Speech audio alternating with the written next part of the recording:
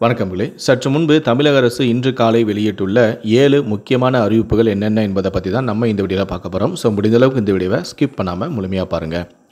முதல் அறிவிப்பு: மருத்துவம், பொறியியல் படிப்புகள் போல அரசு மற்றும் அரசு உதவி பெறும் கலை அறிவியல் கல்லூரிகளிலும் ஒற்றை சாளர முறையில் மாணவர் சேர்க்கை நடத்த பணிகள் தீவிரமாக நடைபெற்று வருகிறது.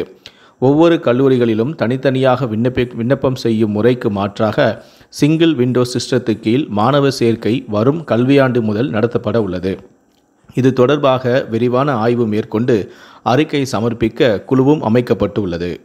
இரண்டாவது அறிவிப்பு: பரனூர், ஆத்தூர் உட்பட தமிழகம் முழுவதும் 29 சுங்கச்சாவடிகளில் வரும் ஏப்ரல் 1ஆம் தேதி முதல் கட்டண உயர்வு அமலாவதாக தேசிய நெடுஞ்சாலை ஆணையம் அறிவித்துள்ளது.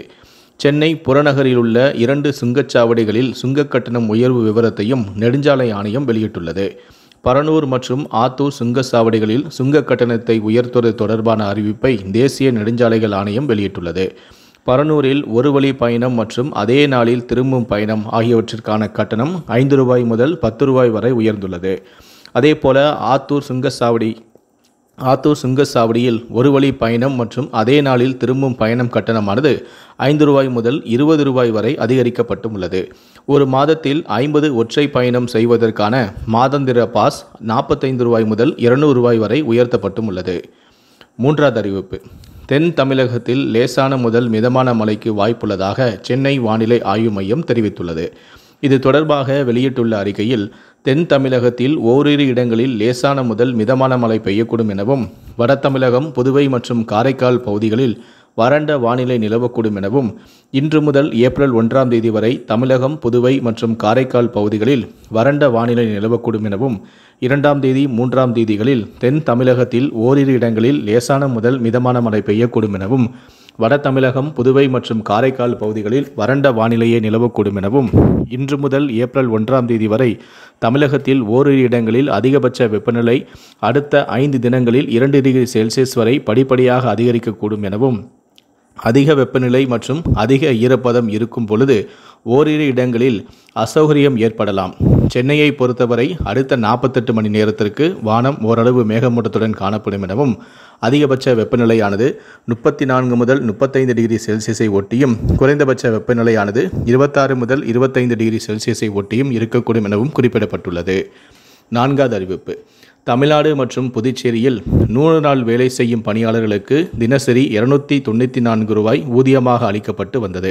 சமீபத்தில் 2024-25க்கான மத்திய பட்ஜெட் தாக்கல் செய்யப்பட்ட நிலையில் 100 நாள் வேலை திட்டத்திற்கு 86,000 கோடி நிதி உயர்த்தி ஒதுக்கப்பட்டது. அதன்படி இந்த நிதியாண்டு இந்த மார்ச் மாதத்துடன் முடிவடையும் நிலையில் ஏப்ரல் 1 முதல் புதிய நிதியாண்டு முதல் உயர்த்தி ஒதுக்கப்பட்ட நிதியின் அடிப்படையில் 100 நாள் பணியாளர்களுக்கு தினசரி ஊதியமானது உயர்த்தப்படவும் உள்ளது. தற்போது வழங்கப்பட்டு வரும் ரூ. 294 சம்பளமானது அடுத்த மாதம் முதல் உயர்த்தப்பட்டு ரூ. 319 வழங்கப்பட உள்ளது. இது 100 நாள் வேலை பார்க்கும் கிராமப்புற மக்களுக்கு மகிழ்ச்சியை ஏற்படுத்தியும் உள்ளது. ஐந்தாவது அறிவிப்பு: 90 காலி பணியிடங்களுக்கான குரூப் 1 தேர்வு அறிவிப்பை வெளியிட்டது தமிழ்நாடு அரசு பணியாளர் தேர்வாணையம். தமிழ்நாடு அரசின் பல்வேறு துறைகளில் காலியாக உள்ள பணியிடங்களை நிரப்புவதற்கான TNPSC சார்பில் போட்டித் தேர்வுகள் நடத்தப்படுகின்றன. அதன்படி துணை ஆட்சியர், காவல் துணை கண்காணிப்பாளர், வணிக வரித்துறை உதவி ஆணையர் மற்றும் ஊரக வளர்ச்சித்துறை உதவி இயக்குனர் உள்ளிட்ட பணியிடங்களுக்கு குரூப் 1 தேர்வுகள் மூலம் ஆட்கள் தேர்வு செய்யப்படுகின்றனர். அந்த வகையில் தமிழ்நாடு அரசு பணியாளர் தேர்வாணையம் குடிமை பணியிடங்களுக்கான குரூப் 1 போட்டித் தேர்வு அறிவிப்பை ஆண்டுதோறும் வெளியிட்டு வருகிறது. அந்த வகையில்தான் நடப்பு 2024ஆம் ஆண்டில் 90 பணியிடங்களுக்கான குரூப் 1 போட்டித் தேர்வு அறிவிப்பை தற்போது வெளியிட்டுள்ளது. TNPSC குரூப் 1 முதல்நிலை தேர்வானது ஜூலை 13ஆம் தேதி நடைபெறும் என அறிவிக்கப்பட்டும் உள்ளது. இன்று முதல் ஏப்ரல் 27ஆம் தேதி வரை தேர்வுக்கு விண்ணப்பிக்கலாம் எனவும் அறிவிக்கப்பட்டும் உள்ளது. முதல்நிலை தேர்வு ஜூலை 13ஆம் தேதி நடைபெறும் என அறிவிக்கப்பட்டும் உள்ளது. கூடுதல் விவரங்களுக்கு www.tnpsc.government.in என்ற இணையதளத்தை பார்வையிடலாம். ஆறாவது, தமிழ்நாடு பொது நுழைவுத் தேர்வு டான்செட் தேர்வு முடிவுகளை அண்ணா பல்கலைக்கழகம் வெளியிட்டுள்ளது. அண்ணா பல்கலைக்கழகங்களில் அரசு உதவி பெறும் மற்றும் தனியார் கல்லூரிகளில் MBA, MCA படிப்பில் சேர ஆண்டுதோறும் டான்செட் தேர்வு நடத்தப்படுகிறது. அந்த வகையில்தான் நடப்பு 2024ஆம் ஆண்டில் கடந்த மார்ச் 9ஆம் தேதி டான்செட் தேர்வு நடைபெற்றது. அதில் MCA, MBA, MTech, MR உள்ளிட்ட முதுநிலை பொறியியல், வேளாண்மை நுழைவுத் தேர்வை 36,139 பேர் எழுதினர்.